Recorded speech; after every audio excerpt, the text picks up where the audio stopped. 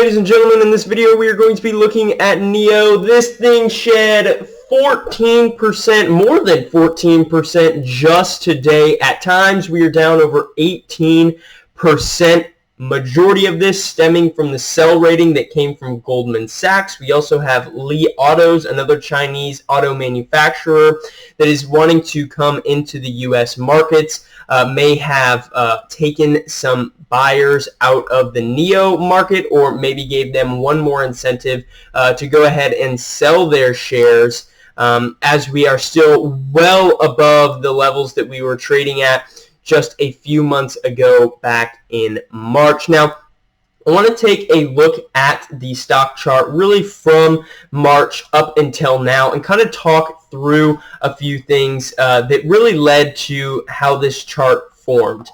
So here we had our March lows back in the later stages of March, down here at about $2 a share. From there, we are trading in this channel and never really saw a humongous breakout, right, until about late May. From there, we had the earnings come out, and it pulled back down just a little bit just to rally straight out of that channel. We pushed through $5. We pushed all the way up to $6 a share before we saw a top. Now, a lot of this was led with good earnings news, good delivery news. The EV market as a whole, not just NIO, was really just getting pushed along, and we saw a lot of money flowing into a lot of these battery along with electric vehicle makers, their stocks, right?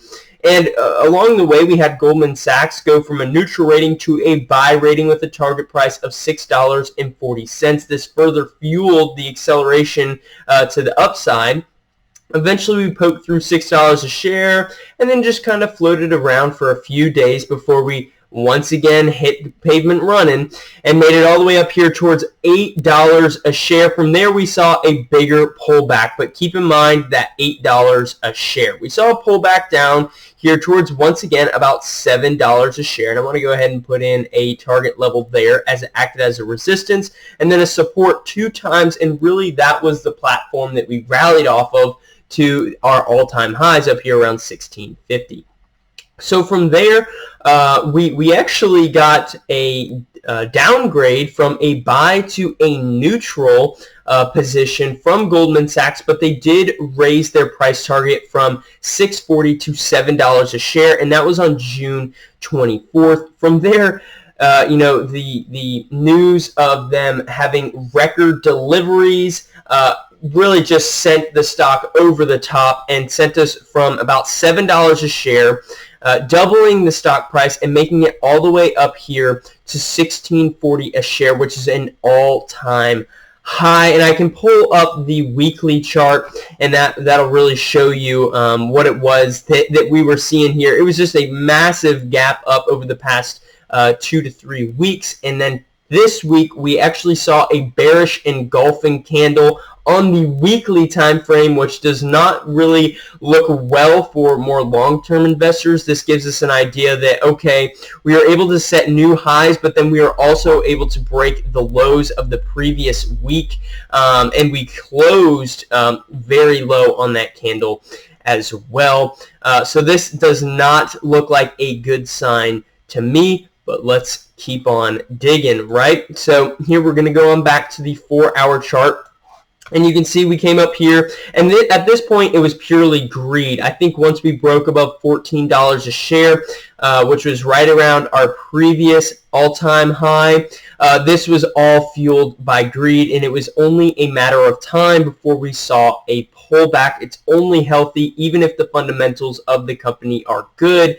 I don't think that is any reason to have this tremendous gain. And really, when you look at it from late March all the way until now, I mean, you're looking at an absolute mind-boggling increase in price. You're looking at about a 600% increase in price in just the span of about 4 months. So I really think that we were in need of a bit of a pullback to flush out some of those more short-term investors and get to a healthier more sustainable growth level.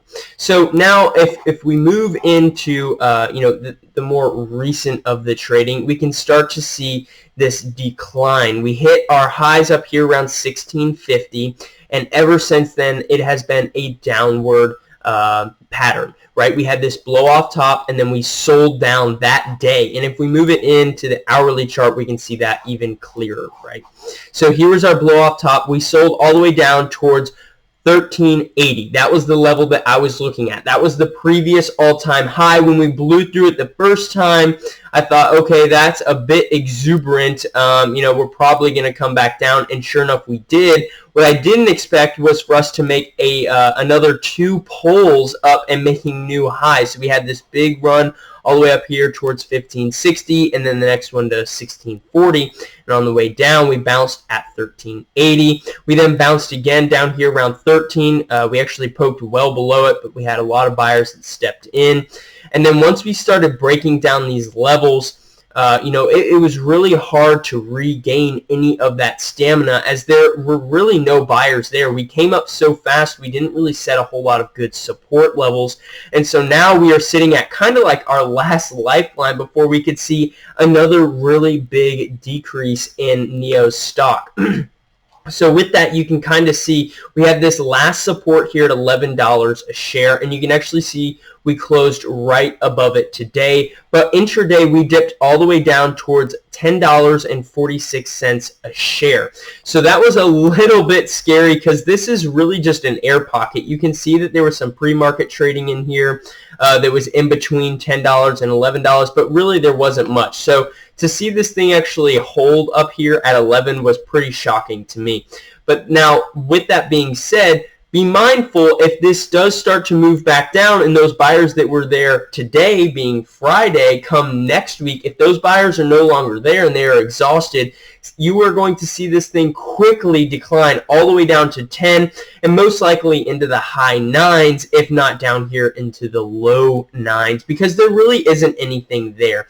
It is just a big old gap up. And so, to see any sort of support, maybe on the $10 price point, with it being a round number, that could offer a bit of support. But for now, the trend is bearish. So what I'm wanting to see from NIO is a consolidation period. May it be a couple days or maybe a week to 2 weeks, a consolidation period where we are not seeing the price continuing to slide, and then a steady move back to the upside. They're obviously posting good numbers, good results, that they are delivering vehicles. There's a higher demand of their vehicles. So the fundamentals, yes, are there. I agree with the Goldman Sachs analyst. But again, I think this was purely powered by greed, that we were wanting to get up to these all-time highs and then, push all the way up to 1615. So I think it would be more healthy to see NIO continue to pull back down, whether that be down here at $10 a share, down here at $8 a share, or even down near the 6s. But nonetheless, we want to see it get to a more sustainable growth pattern, see some consolidation, and then push back up. Now, if we just go ahead and say screw it and we start pushing back up next week, I will be looking at the $12 price point, up here around the $13 price point, and then up here around $13.80. Now realize that there are still some bag holders that are going to be stuck in this big mess, that we're hoping that they were going to ride this thing up for a quick 20% gain. And while that is now not the case, be looking to see some sellers if we do make a quick turnaround to the upside. So with that, I hope you guys enjoyed this video. If you did, please leave a like or leave a comment on another stock that you would like to see me go over. And with that, I'll catch you guys in the next one.